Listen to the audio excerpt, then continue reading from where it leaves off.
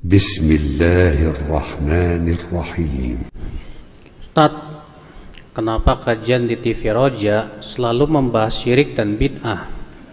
Kenapa tidak lebih fokus ajak orang untuk sholat ke masjid? Masya Allah. Akhi, saudaraku, saya mau tanya, dulu para nabi dan rasul yang pertama kali mereka dakwakan apa? Tauhid dan menjauhkan dari kesyirikan.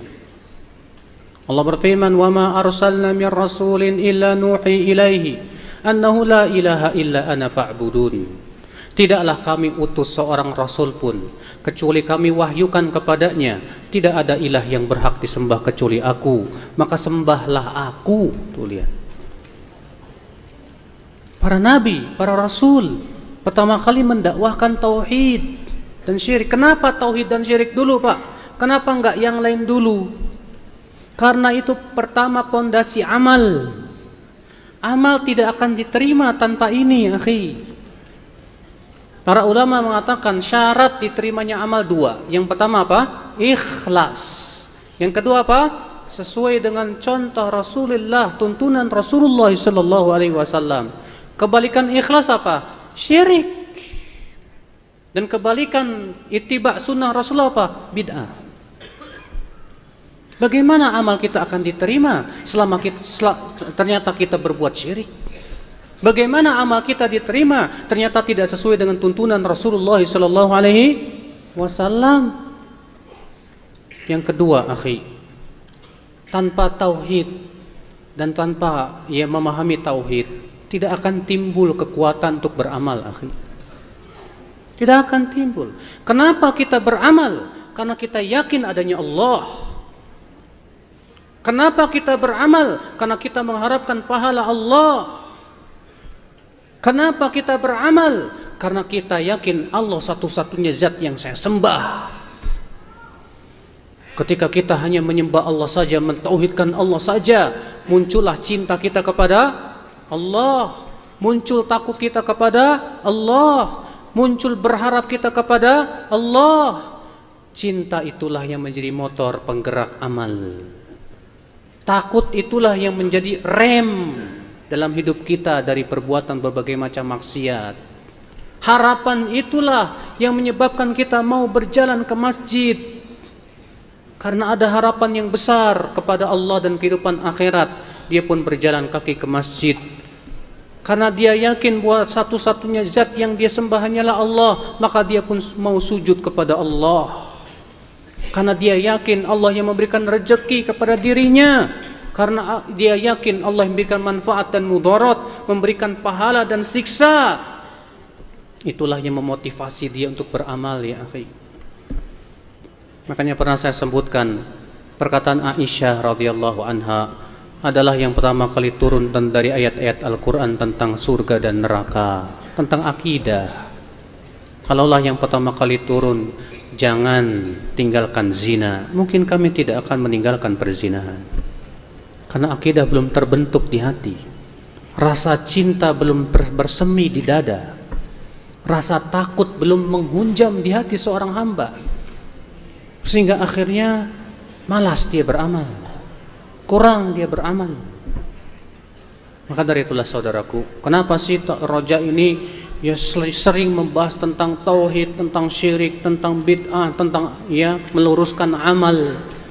Karena itulah memang Pak, dakwah salafiyah, dakwah para sahabat tegak di atas tasfiyah dan tarbiyah. Apa itu tasfiyah? Tasfiyah itu membersihkan dari berbagai macam kotoran dan penyimpangan. Dan tarbiyah, apa itu? Mentarbiyah manusia di atas akidah yang sahih. Penting sekali, ya akhi. Sebab kekalahan umat Islam kenapa? Di perang Uhud kaum muslimin kenapa kalah? Karena pasukan pemanah tidak mau menaati Rasul. Disuruh oleh Rasulullah jangan turun, menang maupun kalah, turun. Akhirnya kalah. Gara-gara itu kaum muslimin kalah. Allah abadikan dalam surat Ali Imran. Untuk apa? Supaya dijadikan pelajaran. Di perang Hunain kalah. Padahal kaum muslimin pasukannya 3 kali lipat lebih besar pasukannya, Pak. Di perang Hunain. Allah mengatakan laqad nasarakumullahu fi mawatin katsiratin wa yauma Hunain. Sungguh Allah telah menolong kalian di tempat-tempat yang banyak dan terutama di perang Hunain, kata Allah. Id a'jabatkum, ingatlah di saat itu kalian merasa ujub bangga dengan jumlah yang banyak kalian. Apa yang terjadi? Falam tughni ankum. Ternyata jumlah yang banyak itu tidak ada manfaatnya untuk kalian. Wa dhaqat 'alaikumul ardu bima rahubat. Maka bumi yang luas menjadi sempit untuk kalian.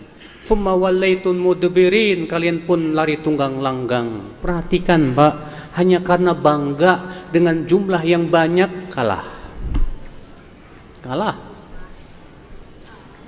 Di perang Uhud, coba dengarkan, Pak. Di perang Uhud kaum muslimin kalah karena syirik? Bukan. Tapi karena menyelesaikan perintah. Bagaimana kalau ternyata syirik? Subhanallah. Maka dari itulah saudaraku, kesyirikan, kebid'ahan, kemaksiatan itu sebab hinanya kaum muslimin. Allah juga berfirman menyebutkan, ya akhal Islam, azani Allah wa iyyakum, ya, tentang janji Allah untuk orang-orang yang beriman dalam surat An-Nur ayat 55.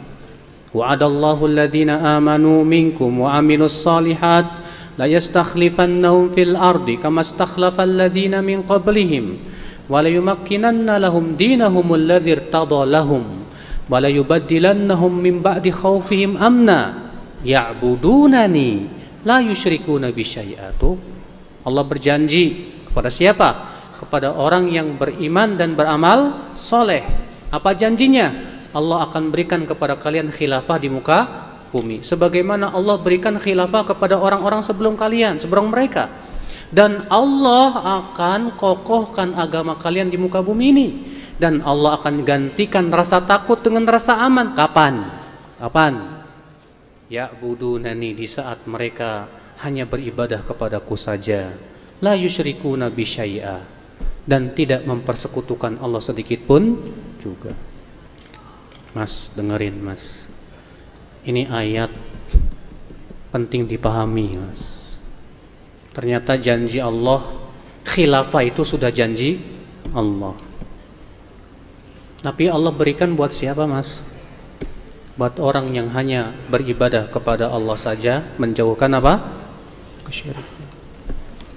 Maka dari itulah saudara-saudaraku sekalian, iya, dakwah kepada tauhid itu adalah seagung-agungnya dakwah. Keadilan yang paling adil adalah tauhid, dan kezoliman yang paling zolim adalah apa? Syirik. Tidak ada dosa yang lebih besar dari kesyirikan, ya akhi. Maka itulah yang harus kita selalu dakwahkan kepada manusia. Wallahu a'lam.